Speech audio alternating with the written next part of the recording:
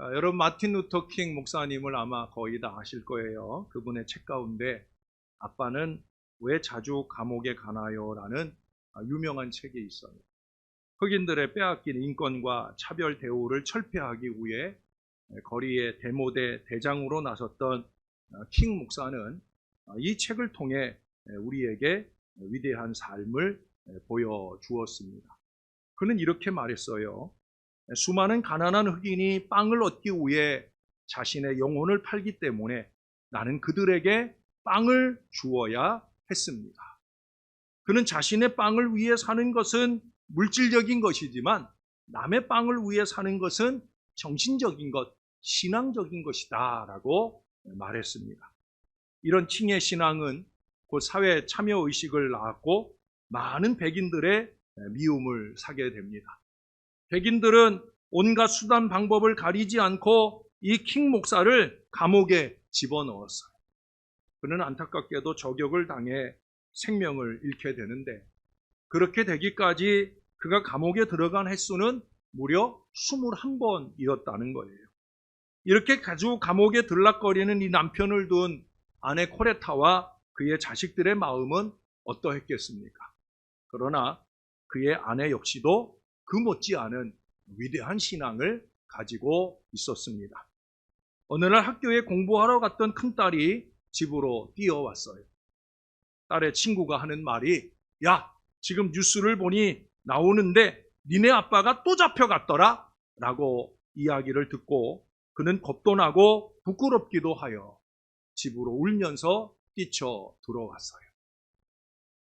집에 오자마자 엄마에게 이렇게 물어요. 아빠는 왜 자꾸 감옥에 가셔요? 그때 그 대답을 준 것은 엄마가 아니라 유치원에 다니는 막내딸. 이 아이가 이런 대답을 언니에게 건네줍니다. 언니, 엄마가 그러는데 아빠는 가난하고 집 없는 사람들에게 집을 주고 빵 없는 사람들에게 빵을 주시기 위해 감옥에 가신 거래. 가난은 결코 명예가 될 수 없지만 자진해서 가난을 선택하는 것은 명예롭듯이 아니 그 이상 타인의 자유와 행복을 위해 자진해서 희생의 길을 선택한 그 감옥은 명예로운 것임에 틀림없습니다. 그러나 이 세상 그 누구보다 완벽한 희생과 헌신의 생애를 사신 분은 바로 오늘 본문 말씀 속에서 나는 선한 목자다라고 자신을 소개하시는 우리 예수님밖에 없을 거예요. 인생은 연약하여 늘 뭔가를 의지하며 살아갑니다. 의지의 대상은 다양하죠. 물질이나 건강이나 자신의 지혜나 다른 사람의 조언 등을 통해 힘을 공급받아요. 안타깝게도 어떤 어리석은 사람들은 술이나 마약 등의 이 힘을 빌리기도 합니다. 이 세상 누구를 과연 참으로 의지할 수 있겠습니까? 어떤 의지는 의지하려고 기댔는데 오히려 우리를 더 크게 추락시키는 것들도 있지요. 그럼에도 불구하고 우리는 끊임없이 의지의 대상을 바꿔가며 잘못 의지하는 어리석음들을 범하게 되어집니다. 여러분, 오늘 본문은 우리가 진정으로 신뢰할 수 있는 분이 누구인지를 우리들에게 말씀해 주고 있어요. 여러 번 말씀드렸죠? 요한복음 안에는 예수님의 자기 선언이 7번 나온다.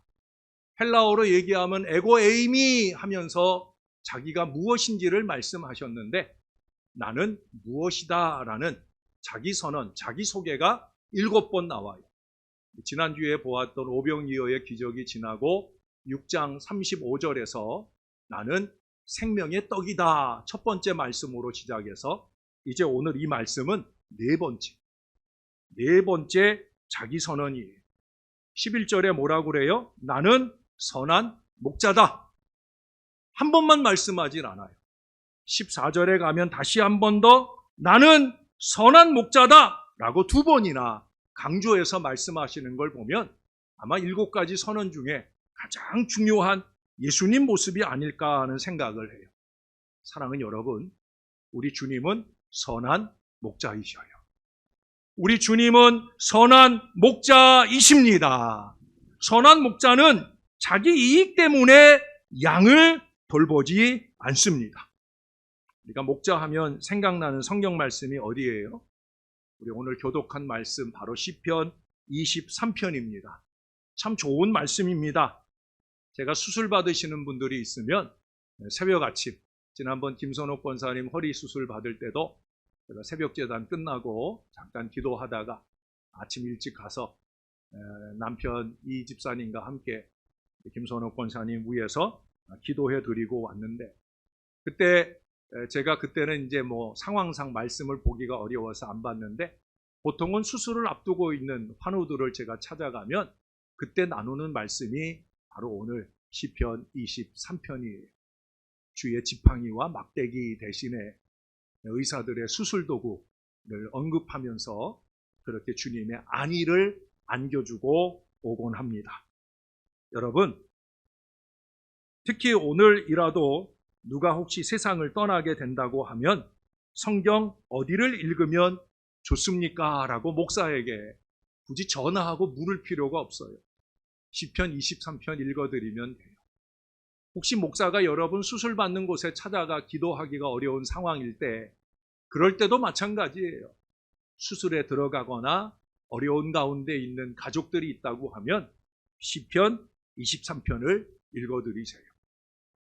그런 일이 일어나면 안 되지만 혹시 내가 급하게라도 하나님 부름을 받는 순간이 왔을 때, 그때 여러분이 직접 읽기 어려우면 여러분 곁에 있는 가족들이나 그 누군가에게 시편 23편 좀 읽어달라고 말씀하셔도 좋겠습니다.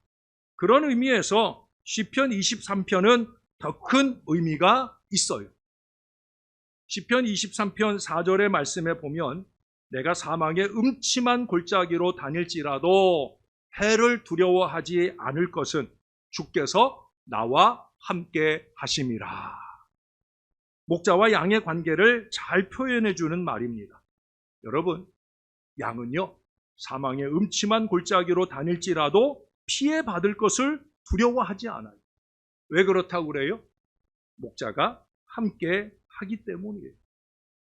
목자가 다 알아서 더 좋은 곳으로 인도해 줄 것을 믿기 때문에, 비록 사망의 음침한 골짜기를 통할지라도 넓은 초장, 쉴만한 물가로 인도해 주실 것을 믿고 있기 때문에, 목자가 양을 사랑한다는 것을 믿고 있기 때문에, 그래서 사망의 음침한 골짜기로 갈지라도 두려워하지 아니하고 따라간다는 거예요. 참으로 귀한 믿음이고 평안입니다. 이 은혜가 넘치시기를 주님의 이름으로 축원합니다. 그 다음에 이어지는 말씀이 뭐예요? 주님의 지팡이와 주의 지팡이와 막대기가 나를 안위하신다. 여러분, 목자의 지팡이는 그림에서 다 보셨을 거예요. 성경이 보여주는 목자의 지팡이는 긴 막대기가 아니에요. 사람의 키 이상의 긴 막대기로 되어 있지 않고요. 그 막대기 끝이 둥그렇게 구부러져 있어요. 도대체 왜 그렇게 되어 있을까? 안타깝게도 양들이 이 목자의 말을 듣지 않고 자기 멋대로 다른 길을 가다가 구렁에 빠지기도 합니다.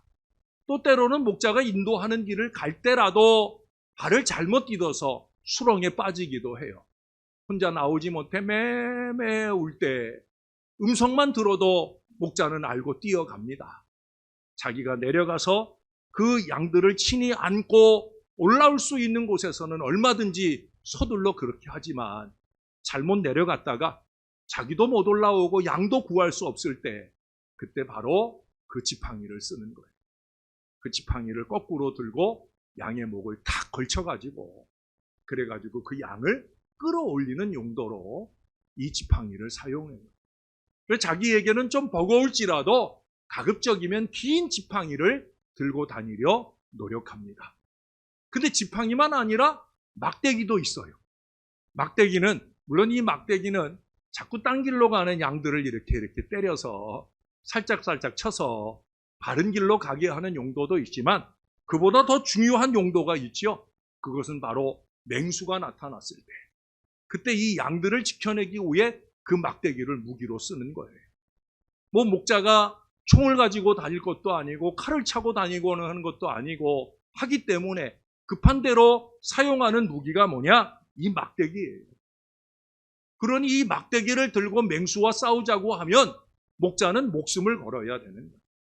그래도 목숨 걸고 그 막대기로 맹수를 무리치고 양들을 지켜줍니다. 맹수가 나타나더라도 양들은 이 목자의 막대기가 있기 때문에 염려할 것이 없다는 거예요. 하나님을 믿는 우리가 사단의 맹수의 공격을 받을 때 목자이신 우리 하나님이 이렇게 보호를 해주신다는 거예요. 저와 여러분들을 안위해 주시는 줄로 믿으시기를 바랍니다. 목자의 지팡이와 막대기를 쳐다볼 수만 있으면 안심이 되고 마음이 평안해지는 거예요. 이것이 목자의 인도를 받는 양들이 누리는 복이라는 거예요. 제가 얘기 하나를 들려드려요. 10살짜리 승희라는 아이, 안타깝게도 이 아이가 큰 수술을 받게 되었어요. 여러분, 어른도 수술을 앞두고 있으면 떨리고 두려운데 이 어린애가 얼마나 떨리겠어요. 나름 의젓하려고 노력을 해보지만 내심 공포감에 사로잡혀 두려워하고 있다는 것이 부모님들의 눈에도 의사의 눈에도 걱정거리로 다가와요. 그래서 부모님이 목사님에게 전화를 해서 목사님 많이 바쁘고 힘드시겠지만 우리 승희 좀 한번 만나주세요. 그래서 목사님이 신방을 갑니다. 근데 놀랍게도 이 목사님이 다녀가신 후에 승희는 아주 안심하는 듯이 보여 수술하는데 큰 어려움이 없었다는 거예요.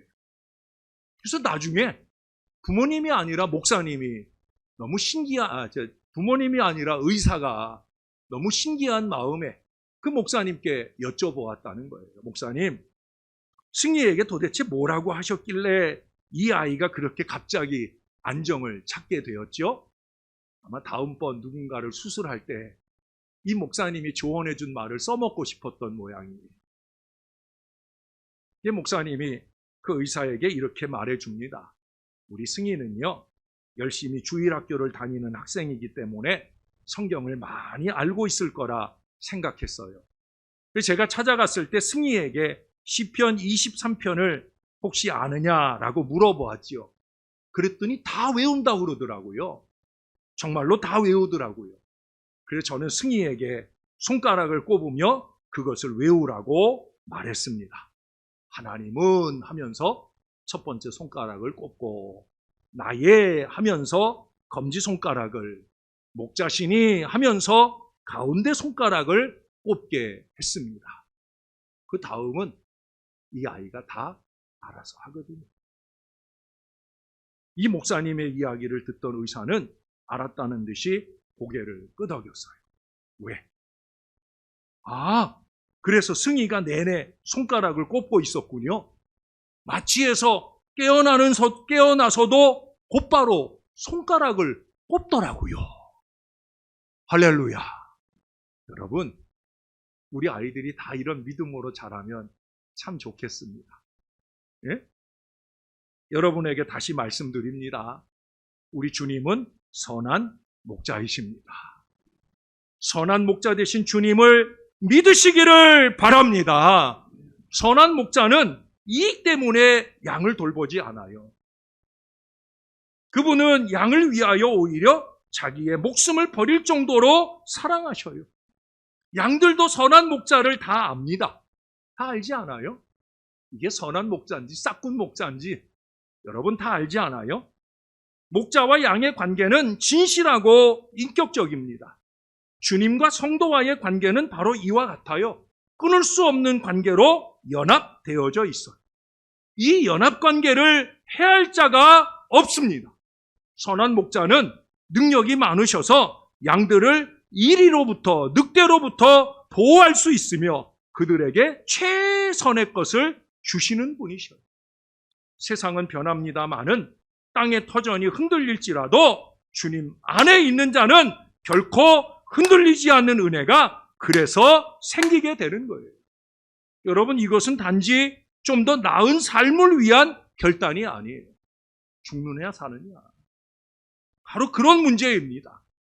선한 목자이신 주님께 우리의 영혼과 인생의 열쇠를 맡길 수 있어야 됩니다. 주님이 책임져 주시라. 좀 전폭적으로 의지하는 마음이 좀 필요하다는 거예요. 왜 그렇습니까? 그분은 우리를 지키시기 위해 기꺼이 자기 자신도 들이실 수 있는 분이기 때문에 그래요. 선한 목자의 그 선함은 두 가지 특징이 있어요. 첫 번째 특징은 뭐냐? 희생이에요. 희생. 그것도 자의적인 희생입니다. 11절에 말씀하죠. 선한 목자는 양들을 위하여 목숨을 버리거니와. 15절에도 말씀합니다. 아버지께서 나를 아시고 내가 아버지를 아는 것 같으니 나는 양을 위하여 목숨을 버리노라. 선한 목자이신 주님은 우리를 위해 자발적으로 희생하셔요. 그것은 좋지 않은 상황 때문에 어쩔 수 없이 치르는 희생이 아닙니다. 강압에 의해서 불가피한 희생도 아니에요. 주님은 권세 있는 능력의 하나님이시잖아요. 그런 주님은 이 십자가 희생을 통해 죄를 속하시고 자기 백성을 구원하셨어요. 그것은 주권적인 선택입니다. 그분 스스로 십자가에 달려 죽으셨다가 다시 부활하시는 이 방식을 고수하셨다는 거예요. 하나님이신 예수님이 조롱과 핍박 속에 십자가 희생을 당하셨다. 왜? 그게 아니면 안 되니까. 부활하신 주님의 새 몸을 자기 백성들에게도 주시기 위해서. 그래서 십자가에 달려 죽으셔야 했고 다시 또 부활하시는 그 귀한 역사에 쓰임 받으셔야 했다는 거예요. 사랑하는 여러분, 저와 여러분의 지금 신앙, 이 신앙으로 가게 될 영원한 천국의 은혜는 바로 주님의 이 희생으로 이루어졌다라고 하는 거예요. 주님의 희생이 우리를 구원하셨고 또한 우리로 부활의 소망을 갖게 하시는 거예요. 주님이 자신의 목숨 버리기를 기뻐하신 것은 우리를 사랑하셨기 때문이에요. 주님은 그 사랑을 우리가 언제나 기억하고 있기를 원하십니다. 사랑하는 여러분, 우리가 자꾸 까먹고 사는 것 같아요. 제가 목회를 하면서 제일 안타까운 것 가운데 하나가 그거예요. 물론 여러분들이 종을 통해 들은 말씀을 자꾸 까먹는 바람에 종이 했던 얘기를 다시 해도 힘있게 할 수 있는 은혜도 있지만 그보다 더 중요한 것, 우리가 자꾸 주님의 은혜를 까먹는다는 거예요. 사랑하는 여러분, 예수님은 선한 목자다. 나의 목자다. 여러분 잊지 않는 저와 여러분들이 될 수 있기를 주님의 이름으로 축원합니다. 기억하셔요. 기억하셔요. 여러분, 대조되는 사람들이 12절에 언급되고 있어요. 주님은 곧바로 하시는 말씀이 삭구는 목자가 아니요 양도 재앙이 아니라 이리가 오는 것을 보면 양을 버리고 달아나나니 이리가 양을 물어가고 또 해치느니라. 삭군 목자를 얘기해요. 아니, 목자 아니에요. 삭군이에요. 사람들이 의지하는 것들은 대개 이해타산에 얽매여 있어요. 물질을 중요하게 여기는 자본주의 사회에서는 관계도 이익을 따라 맺는 경우를 봅니다. 이익을 바라고 양떼를 돌보는 사람들은 이익이 사라질 때는 돌봐야 할 이유도 사라집니다. 시꺼먼 이기와 욕심을 감춘 채 그렇게 양들을 돌보는 사람들은 정말 양들이 원할 때, 필요할 때, 양들이 어렵고 힘들 때 절대 그 양들과 함께 해주지 않아요. 오히려 밖에 자기에게 더 많은 명예를 주고 이익을 주는 일들에 더 마음을 쏟는 일들이 더 많이 있다는 거예요. 이처럼 이해관계에 따라 양을 돌보는 사람을 성경은 뭐라고 그래요? 삭군이라고 부릅니다.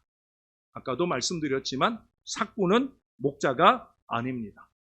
그는 돈을 받고 이익을 바라고 일하는 사람일 뿐이에요. 양에 대한 책임감이 없어요. 따라서 살아온 위기가 다가오면 자신을 보호하는 데 급급해서 양을 내버리고 도망을 쳐버립니다. 버려진 양떼들은 그 이리들에게 유린당하고 말겠지요. 이런 사꾼에게 영혼을 맡길 수는 없는 일입니다. 오늘날 사람들이 의지하고 있는 많은 것은 참된 목자라기보다는 사꾼에 불과한 경우를 많이 보게 됩니다. 여타한 많은 이단들이 또 안타깝게도 교회 내에서 목자 인양하는 사람들이 그렇게 양들을 미혹합니다.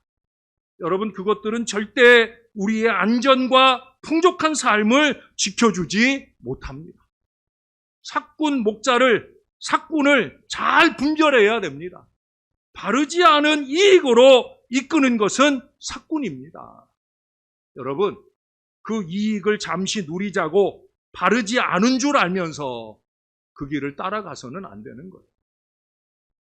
제가 얘기를 하나 들려드릴게요. 늑대가 양을 잡아갈 때요, 늑대가 양을 끌고 가자고 양의 다리를 탁 물고 끌고 가는 게 아니에요. 늑대가 양을 공격할 때요, 어디를 무는 줄 아세요?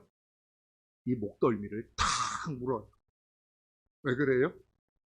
소리를 못 내게 하려고. 죽지 않을 정도로. 왜? 죽을 정도로 물으면 그 죽어있는 양을 끌고 가려면 얼마나 힘들겠어요. 죽지 않을 정도로 딱 물고 아무 소리도 못 내게 한 채로 이 양을 끌고 갑니다. 결국 양은요, 살아있는 채로 자기 발로 늑대를 따라가요. 물론 질질 끌려가는 거지만 자기 발로 따라간다니까요. 참 비참한 일 아니에요? 내 발로 가는 걸음으로 죽자고 가는 거예요. 너무 슬프고 안타까운 걸음이 아닐 수 없어요. 여러분, 마귀가 신자들을 공격하는 수법도 비슷합니다. 마귀는 유혹하려는 신자들의 목덜미를 탁 물고 소리를 내지 못하게 합니다. 뭐라 그래요? 이것은 절대 다른 사람들에게 말하지 마세요. 그들은 이해를 못할 거예요. 이것은 너무나 심오하고 비밀스러운 것이니 당신에게만 특별히 알려드리는 것이니 다른 사람들이 알지 못하도록 각별히 조심하세요.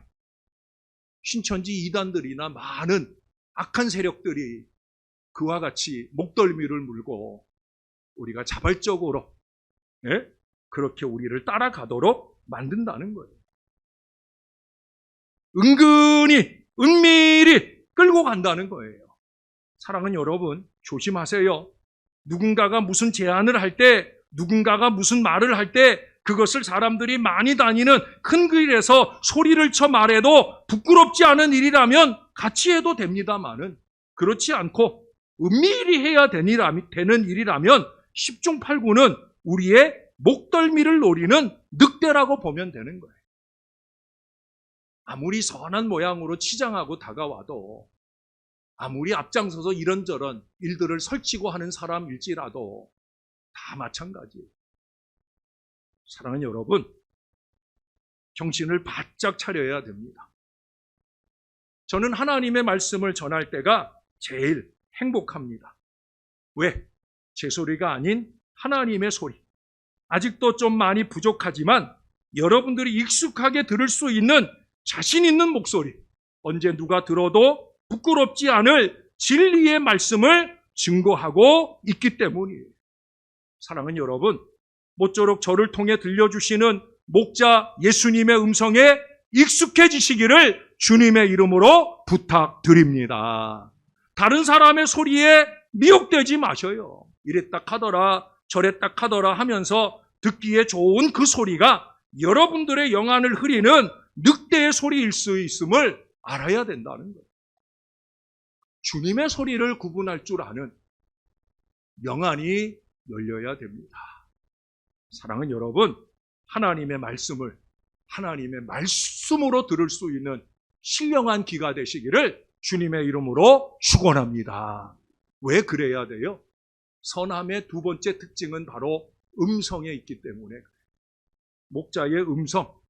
여러분, 양에게는 목자의 음성이 절대적이에요. 12절 이하 그 이하의 말씀에 보면은 목자는요, 양의 이름과 성격을 잘 알고 있어요. 또 양도 이 목자의 음성을 잘 알고 그를 따릅니다. 양과 목자의 개별적인 사랑의 관계가 양을 바른 길로 이끈다는 거예요. 양을 유혹하거나 겁주는 악한 존재가 있어요. 목자의 사랑의 관계로 맺어진 양은 다른 이의 이 음성을 쫓지 않고 목자의 음성에만 반응을 하게 되어 있어요. 하나님의 백성은 하나님과 사랑의 관계를 맺고 하나님의 말씀만을 신뢰해야 되는 거예요. 그 말씀을 따라갈 때 선하신 하나님의 인도를 받을 수 있어요. 안타깝게도 이 세상은 하나님의 은총의 공간인 동시에 사악한 마귀의 무대가 되기도 합니다. 수많은 세상의 소음 틈에서 우리 하나님의 음성을 선명히 구분할 수 있어야 됩니다. 어제 새벽에도 말씀드린 대로 최고의 축복 초대장인 이 목자의 음성을 따라갈 때 풍성한 삶이 주어진다는 거예요. 이스라엘 성지순례를 다녀온 분들에게 무엇이 가장 기억에 남는지를 물었더니 저는 그러면 뭐 대단한 신앙적인 그런 어떤 건물이라든지 뭐 은혜 받은 걸 말할 줄 알았는데 의외로 엉뚱한 얘기를 하더라고요. 그 이스라엘에는 양을 키우는 목자들을 흔히 볼 수 있는데 놀라운 사실은 그 수많은 양떼들이 목자의 음성을 듣고 일사불란하게 움직이는 게 얼마나 신기한지 모른다는 거예요. 저는 몽골에서도 뭐 그런 걸 본 적이 있어요. 그 많은 양들이 신기하게도 목자 한 사람의 소리를 듣고 따라가더라고요. 그래서 자기도 목자처럼 양을 불러보았다는 거예요. 그랬더니 그 양들이 아무 대답이 없어요. 너는 누구냐? 마치 그런 표정으로 아니면 아예 표정도 안 짓고 그저 양들은 자기 목자들에게 소리 기울여 따라가더라는 거예요. 어떻게 그렇게 양들은 정확하게 그 목자의 음성을 알아들었을까? 어떻게? 뭐 다른 거 없잖아요. 목자의 음성에 익숙해 있기 때문이죠. 그 소리에 익숙하기까지 얼마나 그 소리를 자주 들었겠습니까? 엄마의 뱃속에서 태어날 때부터 듣고 또 듣고 언제나 그 소리는 분명한 소리, 양들에게 유익을 주는 소리, 그 소리를 믿고 따라가면 절대 손해보지 않을 그런 소리로 들었을 거예요. 그러니 그 소리만 따라가는 거지. 우리 교인들도 제 남다른 목소리에 익숙해지셨다는 얘기를 들어요. 우리 교회 아닌 다른 교회에서 혹시 예배할 때라도 뭔 얘기를 하는지 잘 못 알아듣겠다고 그러더라. 전에 어느 목사님이 오셔서 설교하는데 사실은 그 목사님이 그렇게 작은 목소리가 아니거든요. 근데 어떤 권사님이 예배하다 말고 좀 큰 목소리로 해주세요 라고 말씀하셔가지고 제가 무척 당황을 했던 적이 있어요. 여러분 저에게 익숙하시죠? 그러나 소리에 익숙하지 마시고요. 제가 전하는 하나님의 말씀에 익숙하시기를 주님의 이름으로 부탁합니다. 짧은 한 가지 얘기만 하고 마칠게요. J.S. 밀러는 이런 말을 했어요. 하나님의 말씀은 그 능력을 잃어버린 법이 없습니다. 다만 그 말씀을 듣는 사람들이 그 말씀의 생명 속으로 깊숙이 들어가지 않는 것이 문제입니다. 참 중요한 얘기예요. 하나님의 말씀은 능력을 잃어버린 적이 없어요. 전하는 사람은 부족한 종일지라도 이 하나님의 말씀은 살았고 능력이 있어서 얼마든지 놀라운 역사를 주시는 말씀이었어요. 중요한 건 뭐예요? 우리가 그 말씀 속에 깊숙이 들어가지 않는다는 거예요. 어설프게 발을 들여놨다 뗐다 이런 일이 반복된다는 거예요. 사랑하는 여러분, 우리 새해에는 좀 다르게 살아보십시다. 비록 부족한 종을 통해 우리 목자들을 통해 주시는 말씀일지라도 우리 주님이 주시는 말씀이라 여러분 그 믿음 마음으로 선한 목자 되신 우리 주님의 이 음성을 귀 기울여 잘 들으시고 이 말씀을 따라 생명의 길을, 축복의 길을 한결같이 걸어가는 주님의 양들이 다 되어 주시기를 우리의 목자 되시는 예수님 이름으로 간절히 축원합니다. 우리 하나님 고맙습니다. 우리의 선한 목자 되어 주셔서 감사합니다. 너무 부족한 종인데 종을 통해 주님의 음성을 들려주시니 감사합니다. 종을 보지 말게 하시고 종의 배후에 계신 선한 목자 주님을 바라보게 하시고 주님의 목자 되시는 그 음성을 듣는 하나님의 양들이 되게 하여 주시옵소서. 올 한 해는 어찌하든지 생명의 길, 축복의 길을 주님의 말씀에 깊이 마음을 두고 행하여 다 누리며 걸어가는 하나님의 양들이 다 될 수 있도록 우리를 붙들어 주시옵소서. 목자 되신 예수님의 이름으로 기도합니다. 아멘.